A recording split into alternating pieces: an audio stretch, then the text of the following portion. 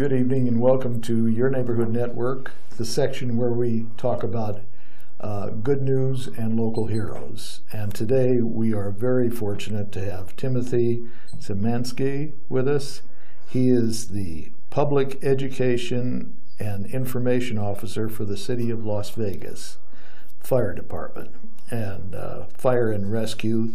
He is kind of in charge of. Would that be correct? In charge of public education and information getting out to the public. Well, that's one of the most important things. It is. I want to tell you that, first of all, you know, the fire department in general, all of the people that work there, they don't get as much credit as they really deserve, because a lot of your guys go out there every day and face life and death situations, and they always put the well-being of the citizen above their own.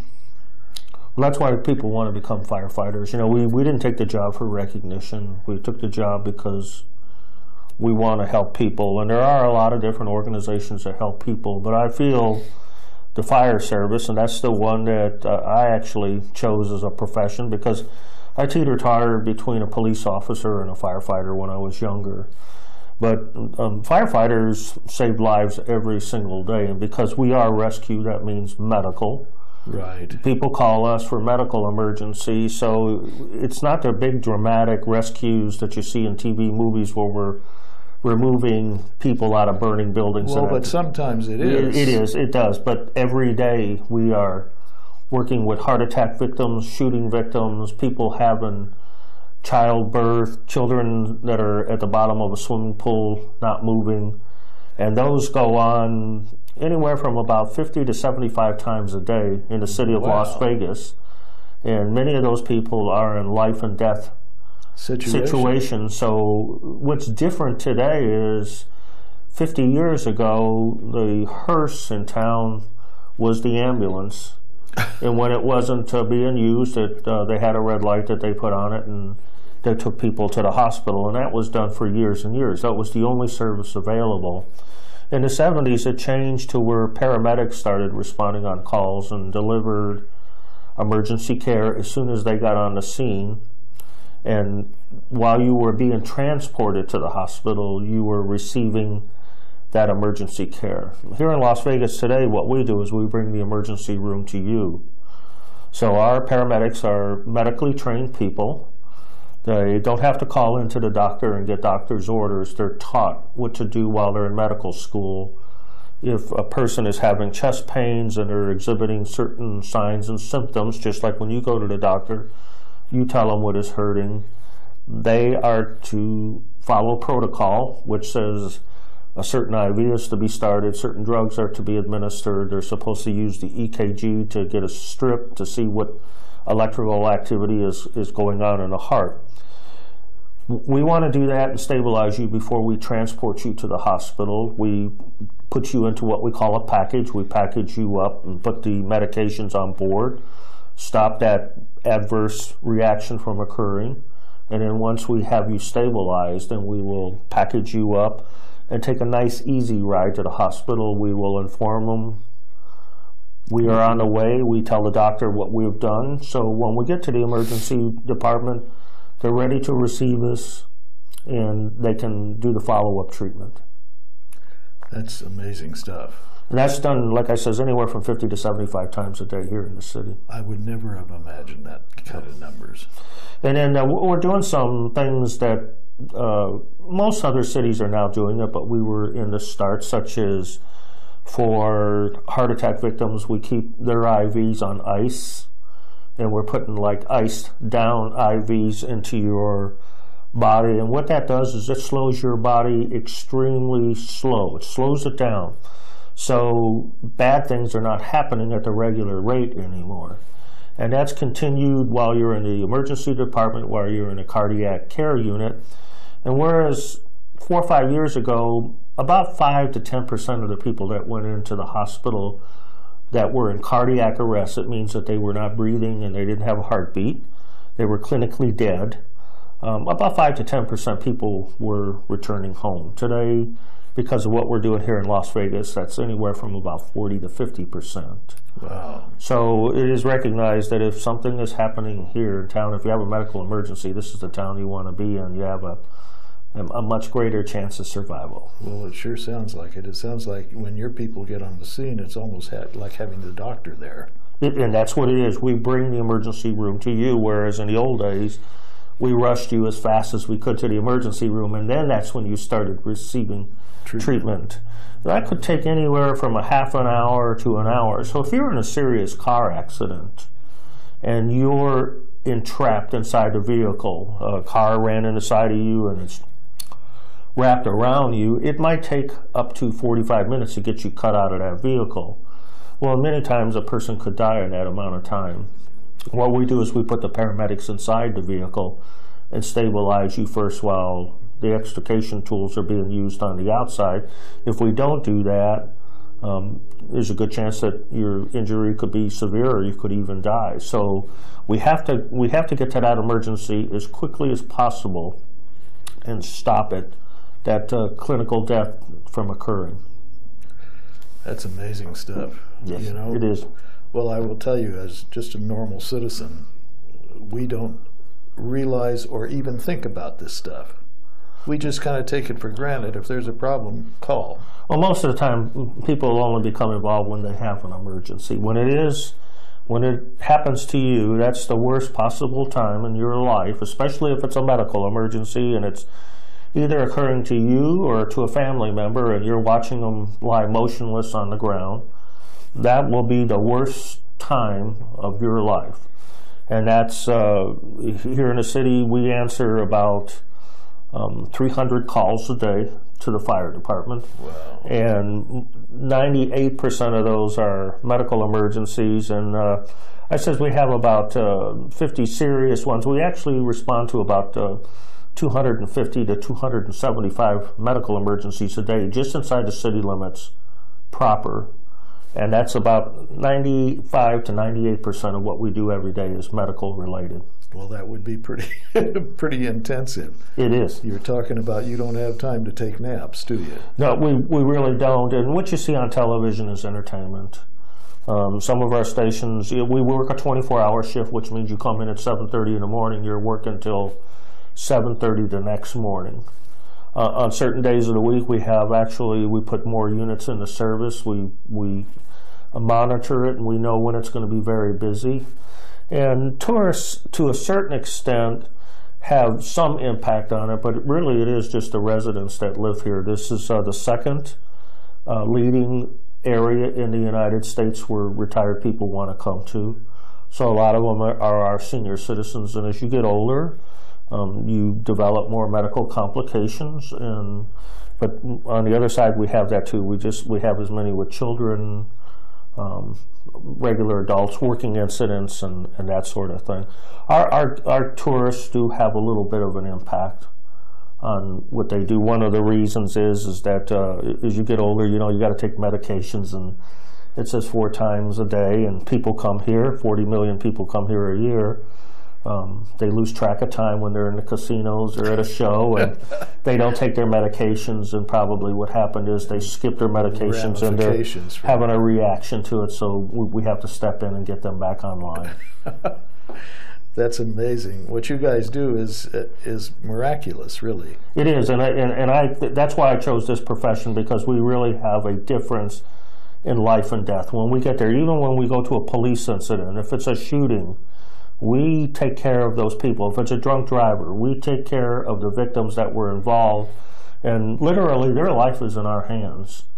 And we're trying to save it. We're trying to keep it from slipping away. And so it's very dramatic, because it's a race against time. We're trying to do something, and we're trying to get them to that medical facility. And you literally are saving a life when you do that, and our 700 people that are on our department do that every day.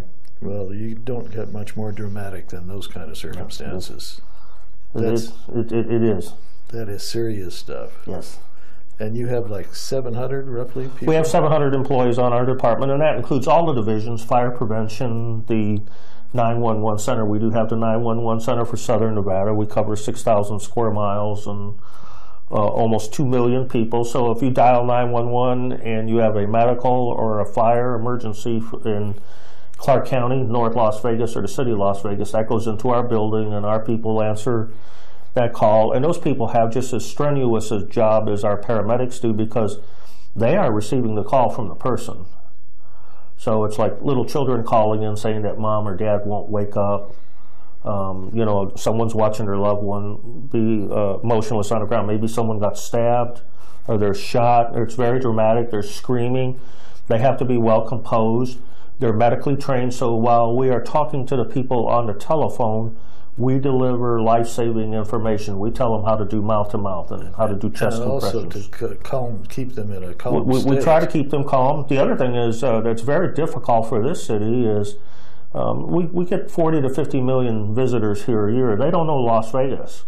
So many times when they call us for a 911 emergency, they don't know where they're at. Whoa. And our people have to figure that out. You know, they don't know where Flamingo Road is. They don't know where Las Vegas Boulevard is, and we'll have to ask them for, you know, describe something. Give us a landscape. And our people have to figure out where that person is, because they got units en route.